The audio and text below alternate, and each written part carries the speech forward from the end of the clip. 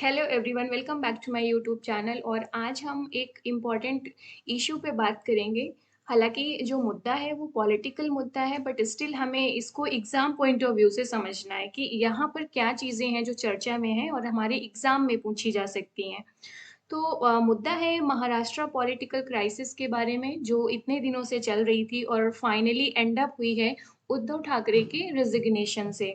तो ये न्यूज़ है कि महाराष्ट्र सीएम जो उद्धव ठाकरे थे उन्होंने रिजिग्नेशन दे दिया है।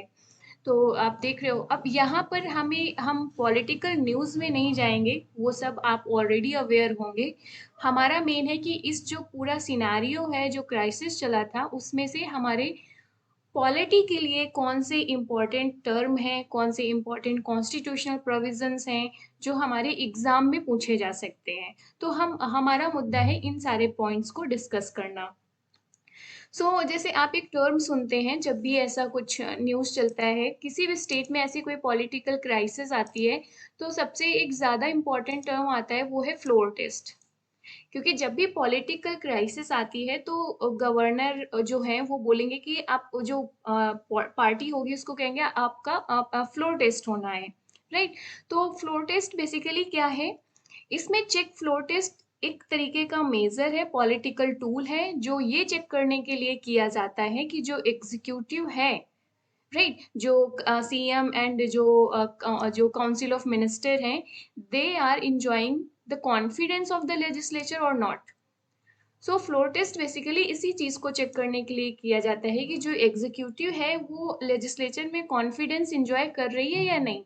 तो अगर जो करंट एग्जीक्यूटिव होगी उसका फ्लोर टेस्ट होगा, उसका कॉन्फिडेंस अगर नहीं है लेजिस्लेचर में तो उसे रिजाइन करना पड़ेगा। तो यही सेम केस हुआ है आपके महाराष्ट्र क्राइसिस में। हालांकि यहाँ पे फ्लोर टेस्ट नहीं हुआ, क्योंकि जो फ्लोर टेस्ट का शायद डेट दी गई थी वो उस पर वो एक्सटेंड कर गई, मतलब वो निकल गई, जिसके बाद से आप देखेंगे कि यहाँ पर फिर से सुप्रीम कोर्ट ने उसमें उसको एक्सटेंड नहीं किया। तो उद्धव ठाकरे ने यहाँ पर पहले ही रिजाइन दे दिया। राइट। तो ये सिचुएशन है। तो hope so you got the idea about floor test, कि ये फ्लोर टेस्ट का मीनिंग क्या होता है। नेक्स्ट, जो अभी ऐसी सिचुएशन, फिर नेक्स्ट नेक्स्ट स्टेप्स क्या होंगे? जो नेक्स्ट जो अपोजिशन होगा वो अपने अपना जो अ, एक तरीके से जो एमएलएज होंगे बाकी उनको साथ लाके अपना कॉन्फिडेंस को स्टैब्लिश करेंगे, प्रूफ करेंगे, जिससे कि वो गवर्नमेंट बना पाएंगे। तो नेक्स्ट होगा कि जो नेक्स्ट जो अपोजिशन, जैसे महाराष्ट्र के केस में भी बीजेपी है, तो इस अपने जो इसके सपोर्टर्स हैं या इंडिपेंडेंट जो भी हैं एमएलएज, उनको उनका सपोर्ट के साथ क्लेम करेंगे गवर्नमेंट बनाने के लिए। राइट। और अपना कॉन्फिडेंस शो करेंगे लेजिस्लेचर में। इसके बाद से सीएम एंड डेप्यूटी सीएम अगर बनते हैं तो ओथ लेंगे। फिर स्पीकर का इलेक्शन होगा।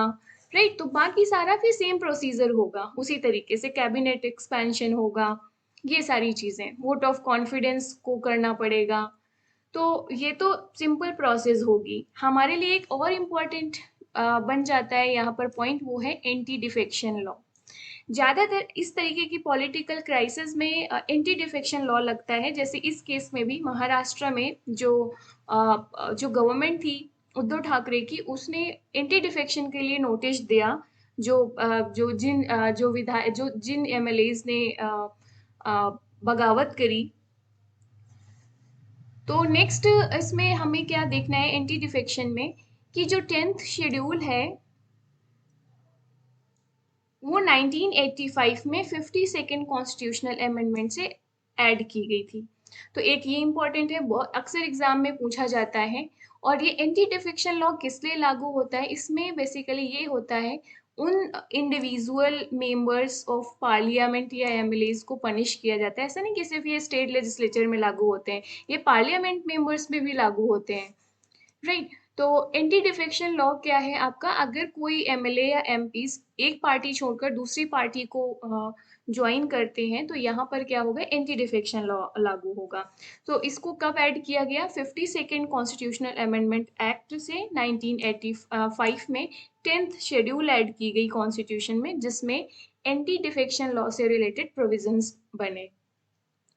तो आपको याद ही होगा कि बहुत ज़्यादा एग्जाम में पूछा जाता है ये। नेक्स्ट और इसमें चेंज किया गया था जो आपका 52nd कॉन्स्टिट्यूशनल अमेंडमेंट एक्ट है उसमें 2003 में चेंजेस किए गए। इसको 91st कॉन्स्टिट्यूशनल अमेंडमेंट एक्ट बोला गया। इसमें एक प्रोविजन को ऐड किया गया कि अभी जो अगर कोई पार्टी एक पार्टी से छोड़ के दूसरी पार्टी पे मर्ज हो रहे हैं ना, तो ये जो मर्जर से रिलेटेड प्रोविजन है वो आपका 91st कॉन्स्टिट्यूशन अमेंडमेंट में एक्ट में ये डिफाइन किया गया कि जो मर्जर है वो at least 2/3 of the member of the party होना चाहिए, तभी वो उन पर एंटी डिफेक्शन लॉ नहीं लागू होगा। अगर उनका नंबर 2/3 है, 2/3 ऑफ द किसी पॉलिटिकल पार्टी के 2/3 मेंबर अगर उस पार्टी को छोड़कर दूसरी पार्टी को ज्वाइन कर रहे हैं, तो इस केस में फिर उन पर एंटी डिफेक्शन लॉ नहीं लागू होता है। और ये किस प्रोविजन से जोड़ा गया? 91st कॉन्स्टिट्यूशनल अमेंडमेंट एक्ट 2003 में। अब ग्राउंड्स ऑफ डिस्क्वालिफिकेशन क्या है? तो यहाँ पर आप देख रहे हो कि 4 पॉइंट्स होते हैं। अगर कोई नॉमिनेटेड मेंबर है, जो नॉमिनेशन जिनका होता है प्रेसिडेंट के द्वारा, तो नॉमिनेटेड मेंबर अगर कोई पॉलिटिकल पार्टी ज्वाइन करते हैं after the expiry of 6 month, अपने नॉमिनेशन के 6 मंथ के बाद अगर कोई पॉलिटिकल पार्टी ज्वाइन करते हैं तो उन पे लागू होगा। कोई इंडिपेंडेंट इलेक्टेड मेंबर है वो कोई पॉलिटिकल पार्टी ज्वाइन कर लेता है तो उस पे लागू होगा। इसके बाद से अगर कोई इलेक्टेड पॉलिटिकल मेंबर है वो अपनी मेंबरशिप को गिव अप करता है किसी पॉलिटिकल पार्टी से तो उस पे लागू हो सकता है। नेक्स्ट है कि अगर किसी इलेक्टेड मेंबर को जो किसी पर्टिकुलर पार्टी का है और वो उस पर्टिकुलर पार्टी के डायरेक्शन के अगेंस्ट में जाकर वोटिंग करता है तो उस पर लागू हो सकता है ये। नेक्स्ट, ये अनस्टेबिलिटी कैसे आती है? बेसिकली आप देखोगे कि इस तरीके की सिचुएशन में हॉर्स ट्रेडिंग होती है। हॉर्स ट्रेडिंग का मतलब है कि एक पॉलिटिकल पार्टी के जो एमपीज या एमएलएज हैं वो दूसरी पॉलिटिकल पार्टी में ज्वाइन करेंगे। उनका इंटरेस्ट कुछ भी हो सकता है कोई पावर पोजीशन एनीथिंग, राइट, कुछ भी हो सकता है। तो इसको एक टर्म दिया जाता है हॉर्स ट्रेडिंग का। तो यहाँ पर एक तरीके से क्या होता है, जो इलेक्टोरल मैंडेट देती है, जैसे फॉर एग्जाम्पल आपने भाजपा के लिए दिया और किसी ने कांग्रेस को ज्वाइन कर लिया, या कांग्रेस के एमपीज या एमएलएज हैं उन्होंने भाजपा ज्वाइन कर लिया, तो ये मैंडेट का उल्लंघन माना जाता है जो आम जनता उन्हें वोट के थ्रू देती है। तो इस पे सबसे बड़ी बात है, इस तरीके के जो इश्यूज होते हैं उनको डिसाइड कौन करता है? स्पीकर। तो ये पावर किसके पास होती है? स्पीकर के पास होती है। नेक्स्ट आप देखेंगे कि एक क्वेश्चन देखते हैं इससे रिलेटेड जो पूछा गया है वो है कि which of the following are the grounds of anti defection. तो ये है कि if a nominated member join any political party before 6 month, तो अभी हमने क्या देखा? After 6 month, right. When 2/3 of the members of the party are in favour of merger, तो हमने देखा कि 90 जो 2003 में 91st कॉन्स्टिट्यूशनल अमेंडमेंट एक्ट से 2/3 के मर्जर को इसके भी मतलब इसके अंडर पे नहीं रखा गया है, इसके दायरे से बाहर कर दिया गया है। तो हमारे ये दोनों ही गलत हो जाते हैं यहाँ पर। और आपको रिटन जो सब्जेक्टिव क्वेश्चंस हो सकते हैं, जैसे anti defection law undermines representative and parliamentary democracy, critically analyse the statement. तो ये सारे क्वेश्चन पूछे जाते हैं एग्जाम में। तो अभी आज की वीडियो में मुझे कुछ इतने ही इम्पोर्टेंट पॉइंट्स बताने थे आपको अपने हमारे एग्जाम पॉइंट ऑफ व्यू से। बाकी आप इस सिचुएशन को अच्छे से एनालाइज करो कि यहाँ पर क्या सही है क्या गलत है, या हमारे जो प्रोविज़न हैं कॉन्स्टिट्यूशन में, जैसे कि 52nd कॉन्स्टिट्यूशनल अमेंडमेंट एक्ट और 91st कॉन्स्टिट्यूशनल अमेंडमेंट एक्ट, क्या ये सफिशियंट हैं, क्या ये एनफ हैं इस तरीके की सिचुएशन को मैनेज करने के लिए या रोकने के लिए।